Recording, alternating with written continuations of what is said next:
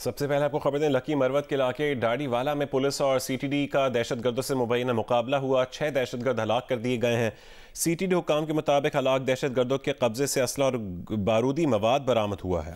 दहशतगर्द security forces पर हमलों और दहशतगर्दी में मुलविस थे। इलाके में दहशतगर्दों की मौजूदगी की इत्तला मिली थी। दहशतगर्द पुलिस चौकी अब्बासिया पर हमले की मंसूबाबंदी कर रहे थे।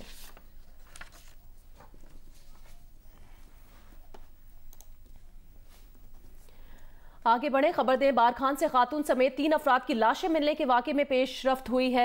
लिविस क्विक रिस्पांस फोर्स ने मशरकी बलूचिस्तान और जनूबी पंजाब में ऑपरेशन करके मुगवी खातून गिरा नास इसके 4 बेटों और 1 बेटी को बाजियाब करा लिया है। लिविस हुकाम के मुताबिक फरजाना, अब्दुल मजीद, अब्दुल गफ्फार, इमरान, अब्दुल सत्तार बाजियाब हुए हैं। खान मोहम्मद मरी के खानदान की बाजियाबी के लिए 3 अजला में कार्रवाई की गई। मुगवियों को 3 से 4 मकामात पर रखा गया था। मुगवी 2 लड़कों की पंजाब मुंतकली की कोशिश नाकाम बनाई गई। अगवाकार गिरोह ने गिरफ्तारी से बचने के लिए मज़ाहमत की कोशिश भी नहीं की। ऑपरेशंस में कोई गिरफ्तारी अमल में न आ सकी। बारखान के कुएं से खातून समेत 3 अफराद की लाशें मिली थीं।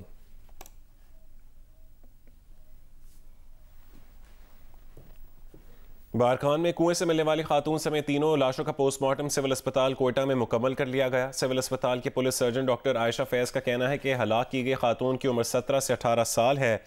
मकतूला के साथ जिनसी ज़्यादती और तशद्दुद किया गया। लड़की के सर पर 3 गोलियां मारी गईं। शनाख्त छुपाने के लिए चेहरे और गर्दन पर तेजाब फेंका गया।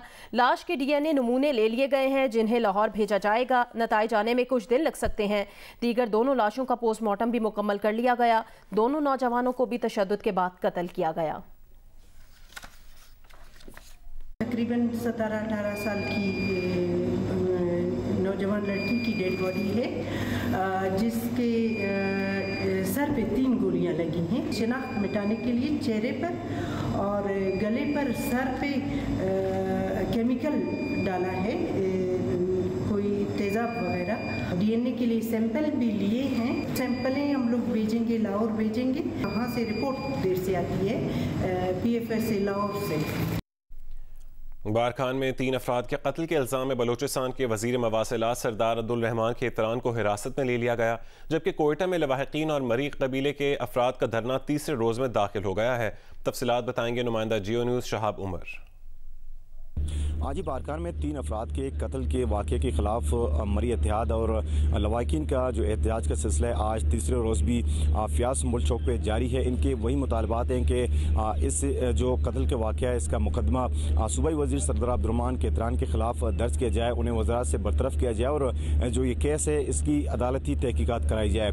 दूसरी जानिब जो मैयत हैं उनकी गुज़श्ता रात पोस्टमार्टम की गई। उसमें जो है एक लड़की की जो है नामालूम लड़की थी, उसकी शनाख्त नहीं हो सकी। ताहम ये बताया गया वो 17-18 साल की लड़की है और जो 3 अफराद हैं उन्हें तशद्दुद के बाद कत्ल किया गया। इस वाक़े के मुकदमा नामालूम अफराद के खिलाफ 2 रोज़ बाद बारखान में SHO की मुद्दत में कत्ल और दीगर दफात के तहत दर्ज किया गया। और ये जो वाक़या है, इसका केस पुलिस से क्राइम ब्रांच को मुंतकिल किया गया है और इस हवाले से गुज़श्ता रात कार्रवाई की गई और सूबाई वज़ीर को गिरफ़्तार किया गया और उसे जो खुसूसी जो तहक़ीक़ाती टीम है उसकी जानिब से इब्तदाई तौर पे उस पर तफ्तीश की गई है और आज इम्कान ज़ाहिर किया जा रहा है कि उसे अदालत में पेश करके उनके जो है रिमांड में लिया जाएगा।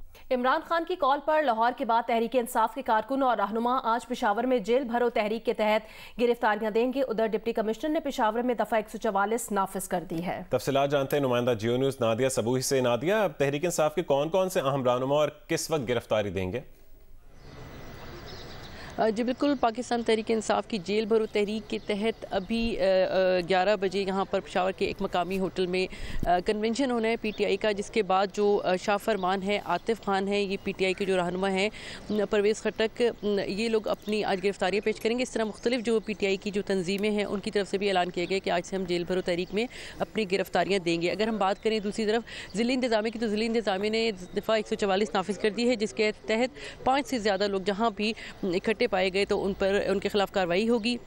अगर हम दूसरी तरफ जाएंगे जेल इंतज़ामिया की जानिब, तो जेल जो पाकिस्तान खैबर पख्तूनख्वा की जो मुख्तलिफ जेल्स हैं 43 जेलें हैं, जिनमें से 39 जेलों में से जो जेल के जो अफसरान हैं उन्होंने IG जेल खाना जात को लिखा है कि हमारे पास जेल में गुंजाइश से ज़्यादा जो कैदी हैं ऑलरेडी, तो हम जो कैदी हैं उनको अपने पास नहीं रखेंगे। जो लोग यहाँ पर गिरफ्तारियाँ देंगे तो उनको हम यहाँ नहीं रख सकेंगे, इसलिए हमारे पास मुतबादिल इंतज़ामात भी नहीं है।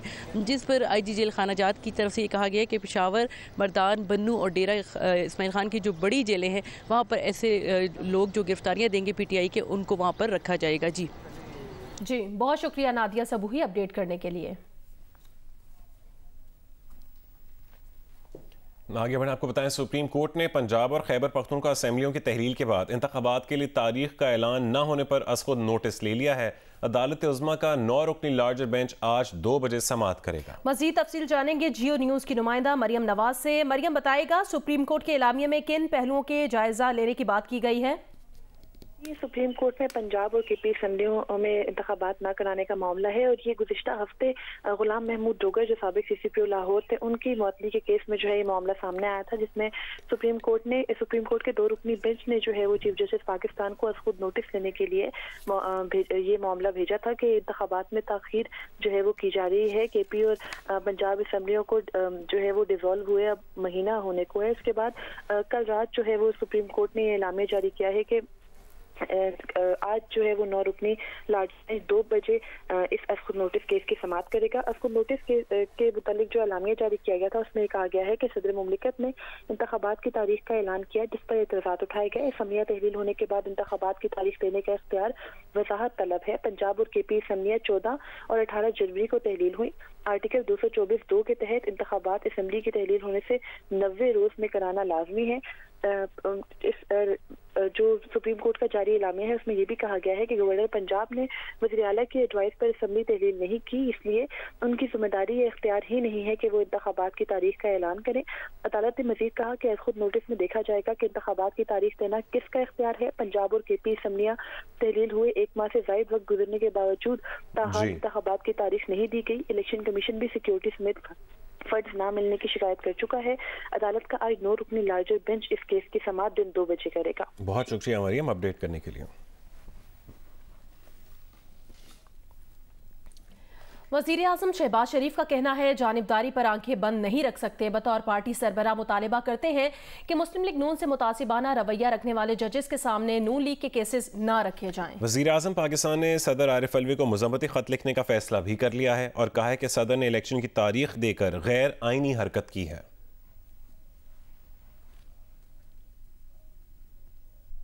मुस्लिम लीग नून ने इलेक्शन अज़-खुद नोटिस केस में बनाए जाने वाले बेंच पर सवाल उठा दिए हैं। अताउल्लाह तारिर ने कहा है कि पाकिस्तान बार काउंसिल, 4 सूबाई बार काउंसिल्स और इस्लामाबाद बार काउंसिल ने कहा है कि वो एक सिटिंग जज के खिलाफ रेफरेंस फाइल करने जा रहे हैं, तो फिर उस जज को इस बेंच में शामिल नहीं होना चाहिए था।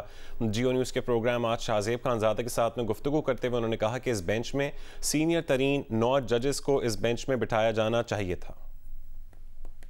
बार काउंसिल्स ने मुतफिका तौर पे ये ऐलान किया है कि वो एक सुप्रीम कोर्ट के सिटिंग जज साहब के खिलाफ रेफरेंस फाइल करने जा रहे हैं।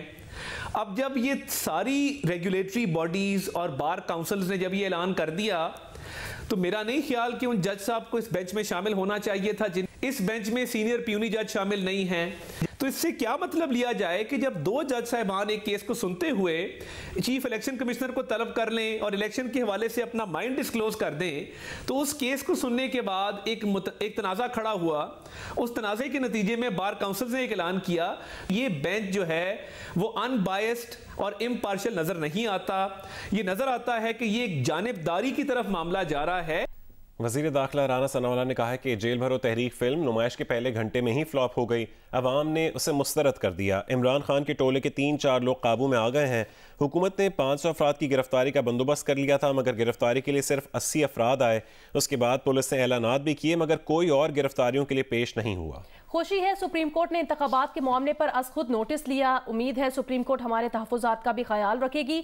ऑडियो लीक्स की फोरेंसिक रिपोर्ट की तस्दीक हो गई है। दोनों ऑडियो में 2 जज साहिबान बात कर रहे हैं। कहा हमें इस बेंच से इंसाफ की तवक्को नहीं होगी जिसमें ये बैठेंगे।